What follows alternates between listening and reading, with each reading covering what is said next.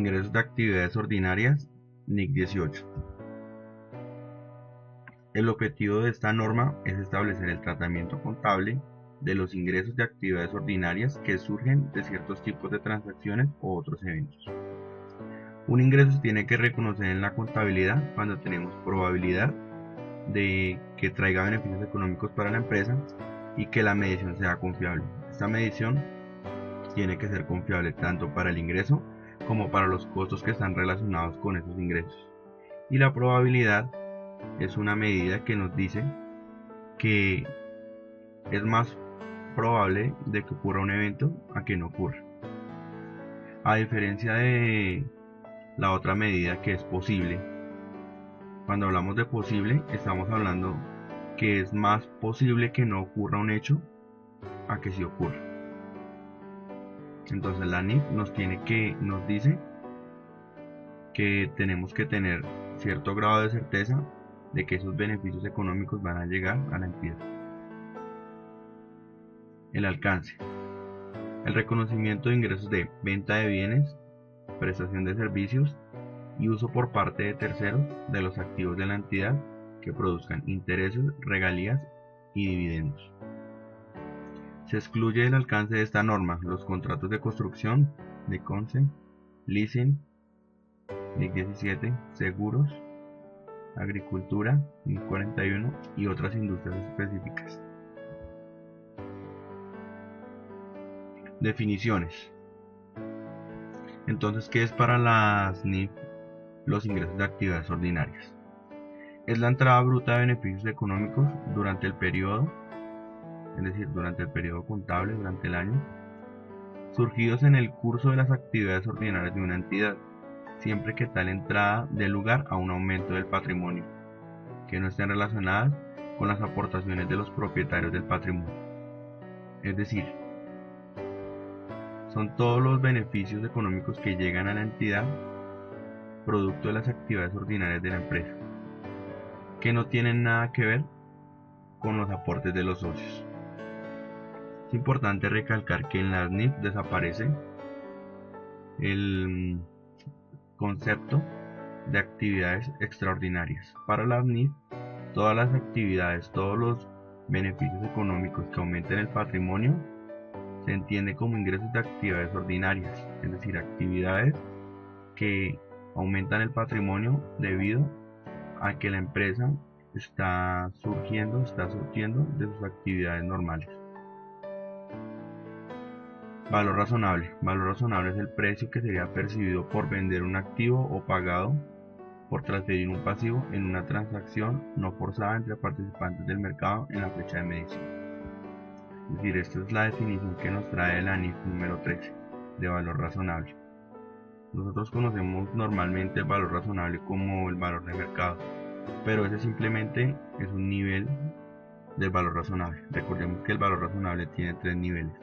El primero son los precios cotizados, como por ejemplo el precio del petróleo, del café, del oro. El segundo es el precio de productos similares. En este caso podríamos hablar del valor del mercado de nuestros productos. Y el tercero ya es una valoración técnica que hace la empresa para poder calcular el valor razonable mediante cálculos como por ejemplo el valor en uso. Medición de los ingresos de actividades ordinarias. Los ingresos de actividades ordinarias se medirán al valor razonable de la contraprestación recibida por recibir. Es decir, tenemos que reconocer nuestros ingresos por el valor que estamos recibiendo, ya sea en efectivo o como una cuenta por cobrar. Los intercambios de bienes y servicios de naturaleza y valores similares no generan ingresos. Es decir, si yo cambio un producto por otro producto que tiene una naturaleza y un valor similar, no tengo que reconocer un ingreso. Por ejemplo, si soy una empresa que vende aceite y cambio mis productos por los productos de una empresa que vende leche, entonces en ese caso estamos hablando de productos que son similares: el aceite y la leche, y que tienen valores que son muy similares también. un litro de aceite pues puede estar, digamos que más o menos por el mismo valor de un litro de leche. Entonces en ese caso no generan ingresos. Pero si el intercambio de bienes y servicios son productos diferentes, entonces en este caso sí se genera ingreso. Identificación de la transacción. Los criterios se aplican por separado a cada transacción.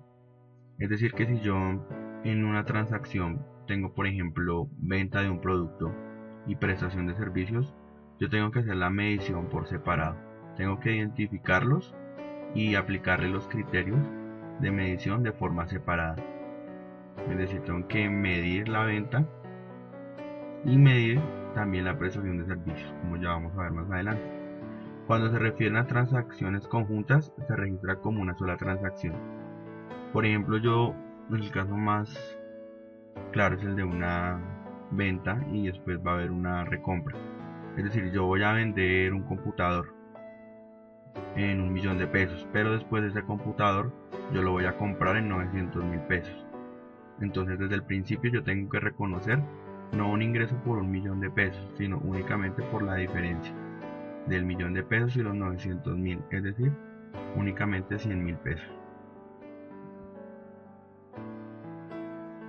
Ingreso, entonces recordemos la definición de ingreso: entrada bruta de beneficios económicos durante el periodo surgido curso de las actividades, resultado de un incremento en el patrimonio pero no relacionado con las contribuciones de los accionistas. Bueno, entonces existen unas condiciones para poder reconocer esos ingresos. Los vamos a ver a continuación. Entonces, ¿cuáles son las condiciones para poder reconocer una venta de bienes? Un ingreso por venta de bienes. La primera, la entidad ha transferido al comprador los riesgos y ventajas de tipo significativo derivados de la propiedad de los bienes. Es decir, se transfirieron todos los riesgos y ventajas del bien. La entidad no conserva para sí ninguna implicación en la gestión corriente de los bienes vendidos, en el grado usualmente asociado con la propiedad, ni retiene el control efectivo sobre los mismos. Bueno, una entidad no conserva ninguna implicación. ¿Esto qué quiere decir? Por ejemplo, una empresa que decide vender unos bienes a un cliente, pero esta venta no se ha podido realizar en su totalidad porque nosotros le estamos garantizando a nuestro cliente que esos productos los va a vender a cierto valor. Por ejemplo, nosotros le garantizamos que esos productos los va a vender, los computadores los va a poder vender a 1.000.000 de pesos. Y si no los vende a 1.000.000 de pesos, entonces nosotros reconocemos la diferencia por el menor valor que lo vendió. Un ejemplo, si lo vendió por 900.000 pesos, nosotros vamos a reconocerle a nuestro cliente la diferencia, es decir, 100.000 pesos. Entonces digamos que en este caso no podemos reconocer un ingreso si la empresa todavía conserva implicaciones en la gestión de los activos y también si se retiene el control de los mismos. Aquí es importante aclarar que en muchas ocasiones nosotros podemos tener un activo dentro de nuestra empresa pero no tener el control de él. Es decir, nosotros podemos hacer una venta pero el cliente nos puede solicitar que tengamos esos activos dentro de nuestra empresa, ya sea por cuestiones logísticas, pero eso no quiere decir que tengamos el control. C. El importe de los ingresos de actividades ordinarias puede medirse con fiabilidad. Bueno, entonces estos ingresos se tienen que poder medir de forma fiable. D. Sea probable que la entidad reciba beneficios económicos asociados con la transacción. Entonces aquí viene nuevamente nuestra palabra clave, que es probable. Es decir, que es más probable que sí ocurra a que no ocurra. E. Los costos incurridos o por incurrir en relación con la transacción pueden ser medidos con fiabilidad. Yo tengo que poder medir los costos en los que voy a incurrir y en los que me falta incurrir. Estos son los 5 requisitos para poder medir, para poder reconocer un ingreso dentro de nuestra contabilidad. Bueno, y en el caso de los servicios también tenemos unos requisitos. El importe de los ingresos de las actividades ordinarias puede medirse con fiabilidad. B. Sea probable, aquí nuevamente la palabra, que la entidad reciba los beneficios económicos asociados con la transacción. C. El grado de realización de la transacción al final del periodo sobre el que se informa puede ser medido con fiabilidad.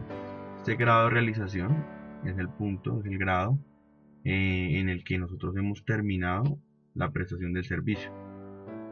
Por ejemplo, si yo digo que voy a hacerle mantenimiento a 100 computadores y le he hecho mantenimiento a 80, quiere decir que el grado de realización es del 80%. Eso es un ejemplo. D.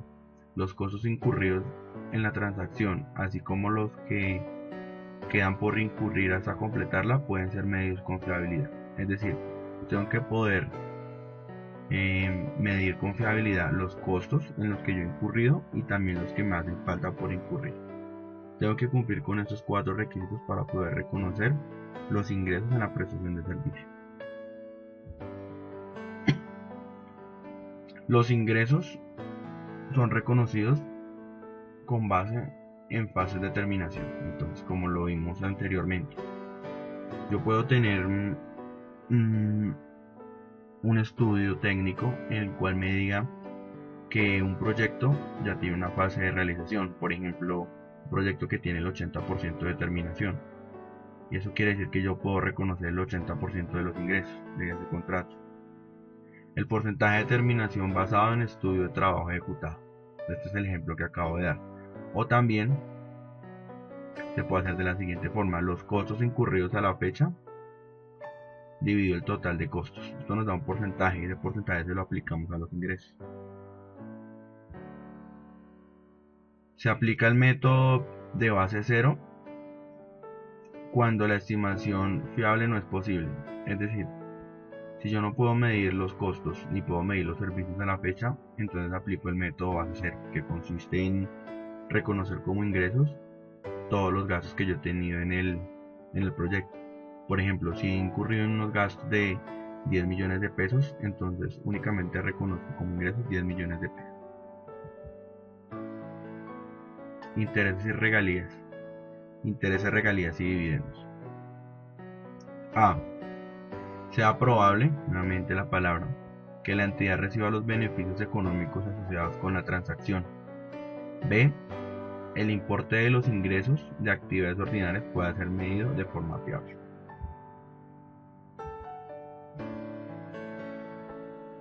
Bueno, ¿qué nos dice acá? Que los intereses, ¿cómo debe ser la forma? ¿Cuál debe ser la base de medición para los intereses, para las regalías y para los dividendos? Nos dice que para los intereses deberá reconocerse utilizando el método de tipo de interés efectivo, es decir, lo que nos indica la NIF número 9 de instrumentos financieros. Es decir, yo tengo que reconocer el interés que me generan esos activos que yo tengo, pueden ser arrendados. Las regalías deben ser reconocidas utilizando la base de acumulación o de vengo, de acuerdo con la sustancia. Bueno, esta parte es importante, de acuerdo con la sustancia del acuerdo en el que se basa. Es decir, que yo tengo que reconocer mis ingresos de acuerdo a lo que establezca el contrato. Y C. Los dividendos deben reconocerse cuando se establezca el derecho a recibirlos por parte del accionista. Es decir, en el caso de los dividendos, únicamente los puedo reconocer cuando yo tenga el derecho a recibirlos.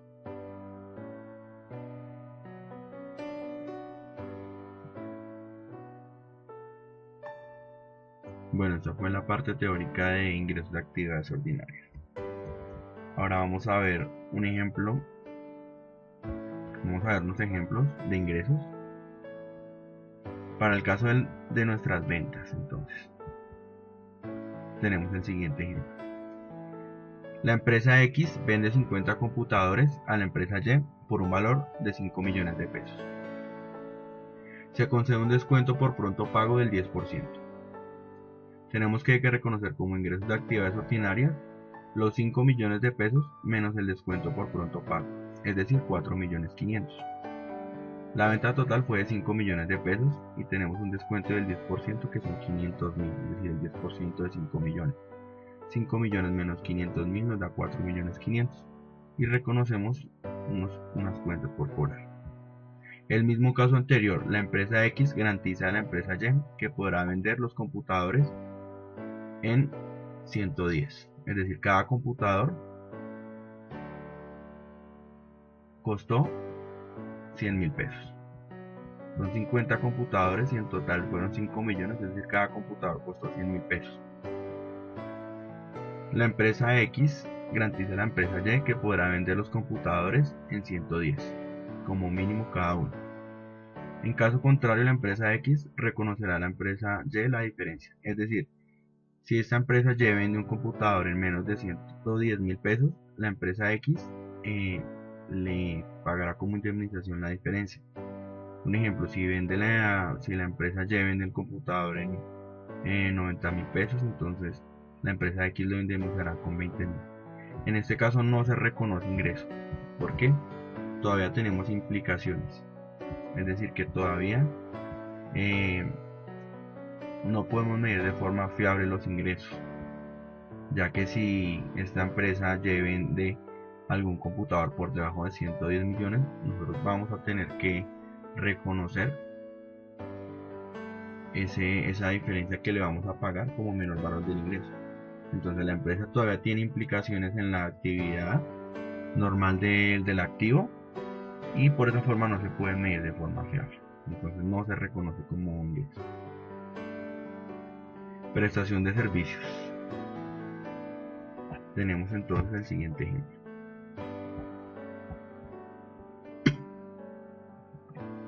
Bueno, vamos a ampliar un poco esto para que se vea.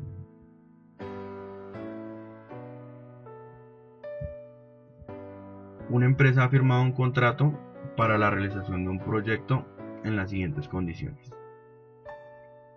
El presupuesto asciende a 6 millones de pesos,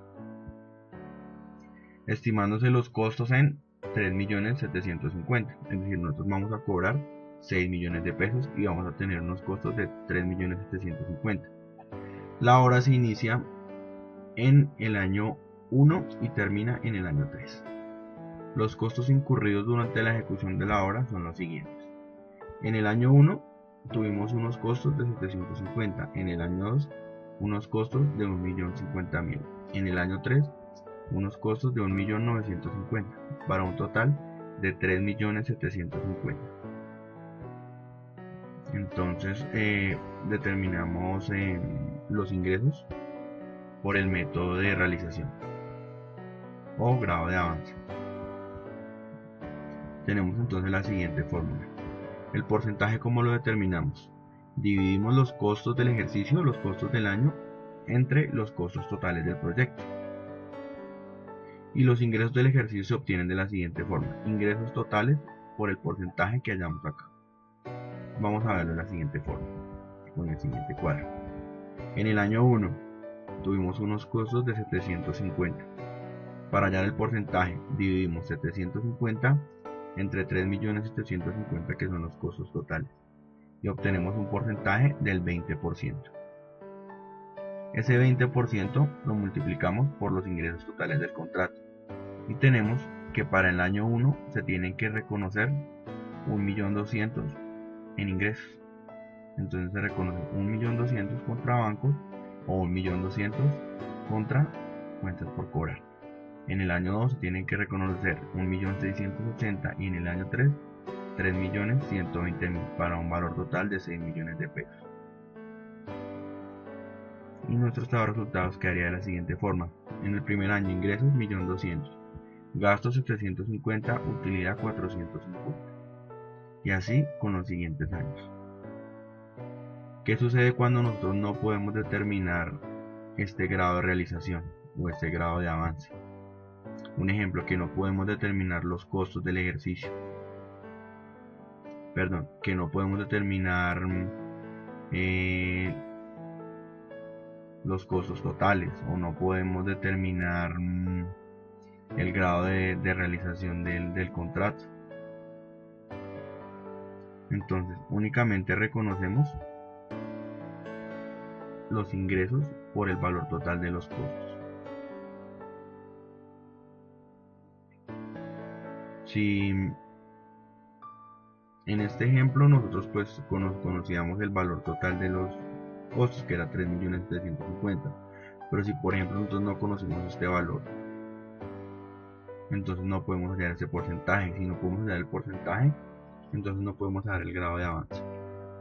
En este caso, si ese fuera el caso, tendríamos que reconocer ingresos por 750 y gastos por 750 para que al final del ejercicio la utilidad sea 0. Regalías. Entonces tenemos el siguiente ejercicio. La empresa X ha desarrollado un software y el 1 de julio del año 1 concede una licencia a la empresa Y por un año. La forma de pago es un primer pago por 24 unidades monetarias y 12 pagos mensuales por 1000 unidades monetarias. Es decir, una licencia. Entonces tenemos aquí el caso de las regalías. Entonces tenemos la licencia dura un año y empieza el 1 de julio. La empresa Y tiene que hacer un primer pago por 24 unidades, por 24.000 unidades monetarias y 12 pagos mensuales por 1000 unidades monetarias. Bueno, en este caso vamos a suponer que esta licencia se puede cancelar en cualquier momento. Es decir, que en cualquier momento el cliente, es decir, la empresa Y, nos puede decir que no va a utilizar más la licencia. Digamos que en este caso pues podría ocurrir que tendríamos que cobrar una indemnización, pero ese ya sería otro hecho. Entonces lo que tenemos que mirar nosotros es la sustancia del acuerdo, es decir, la sustancia del contrato. Para nuestro ejemplo vamos a suponer que la empresa Y en cualquier momento puede cancelar la licencia y nosotros tendríamos que devolverle la plata que nos ha pagado, es decir, devolverle lo que haga falta, lo que corresponda al tiempo que haga falta de esos 24.000. Entonces lo vamos a mirar de la siguiente forma. Entonces, a 31 de julio ellos nos tuvieron que haber entregado 24.000 del primer pago más la primera mensualidad, es decir, 25.000 unidades monetarias. Y nosotros vamos a reconocer ingresos de actividades ordinarias, vamos a reconocer los 1000 de la mensualidad y vamos a reconocer los 24 que nos pagó inicialmente dividido en 12 meses. Es decir, vamos a reconocer 2000 cada mes. Es decir, que para el 31 de julio tenemos que reconocer 3000 como ingresos. Y la diferencia entre los 24.000 y los 2000 que reconoce acá en este mes, los tengo que manejar como un pasivo por ingreso diferido. Y en el siguiente mes reconozco 1000 pesos de la mensualidad de agosto y reconozco un débito al pasivo por ingreso diferido, amortizando este valor que tengo acá. Ingresos por actividades ordinarias 3000, 1000 de la mensualidad más los 2000 que reconocí del pago inicial. Bueno, y por último,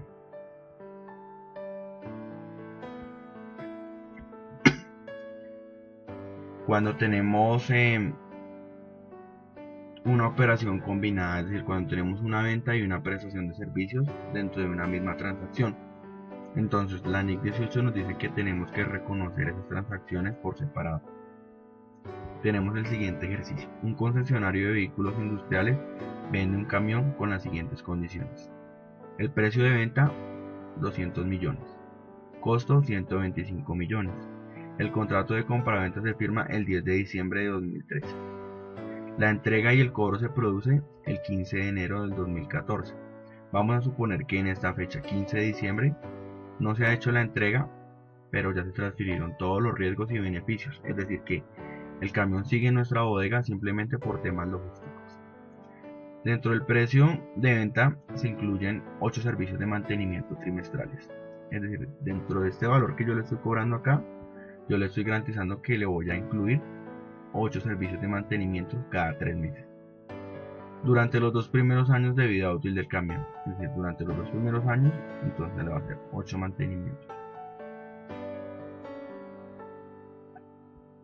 El servicio de mantenimiento incluye revisiones y todas aquellas actividades de conservación necesarias para el buen funcionamiento del camión, como cambio de aceite, filtros, ajuste de niveles, revisión de frenos, etc. Se estima que a valores de mercado el mantenimiento supone el 10% del precio de venta durante los 2 primeros años. ¿Esto qué quiere decir? Que este mantenimiento que le estamos garantizando por 2 años cuesta el 10% del valor del camión. El valor del camión fue 200 millones, el 10% son 20 millones de pesos. Es decir, que ese mantenimiento que le estamos garantizando por los 2 años cuesta 20 millones de pesos. Listo.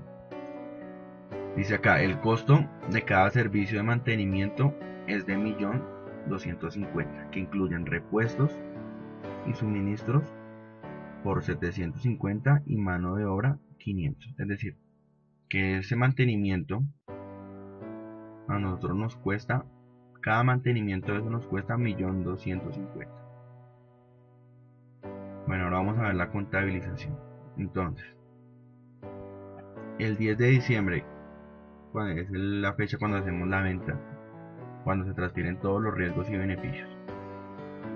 Ya cumple los requisitos que se puede medir confiabilidad, el ingreso, se puede medir confiabilidad el costo, ya no tenemos implicaciones, entonces ya se puede reconocer esta venta como un ingreso. Y lo vamos a reconocer de la siguiente forma. Por la venta del camión, entonces vamos a reconocer 180 millones. Recordemos que la venta fue por 200, pero esos 200 incluían 20 millones de pesos por mantenimiento, es decir, que el valor del camión finalmente fue de 180 millones de pesos. Y estos 20 millones de pesos lo vamos a manejar como un pasivo por ingresos diferidos, ya que todavía no hemos prestado los mantenimientos. En el momento que prestemos los mantenimientos vamos a comenzar a amortizar esta cuenta. El 15 de enero de 2014 entonces nos realizan el pago de los 200 millones de pesos. Y ahora vamos a ver qué pasa el 15 de abril. El 15 de abril, cuando tenemos que hacer nuestro primer mantenimiento. Es decir, 3 meses después. Enero, febrero, marzo y abril. 15 de abril.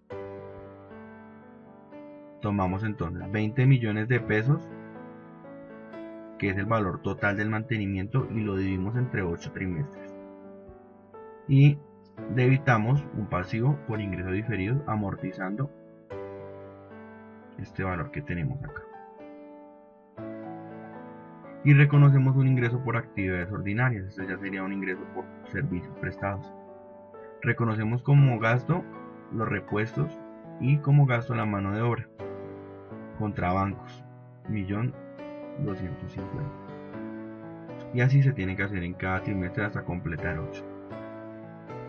Bueno, estos fueron unos ejemplos del anexo 18, ingresos de actividades ordinarias.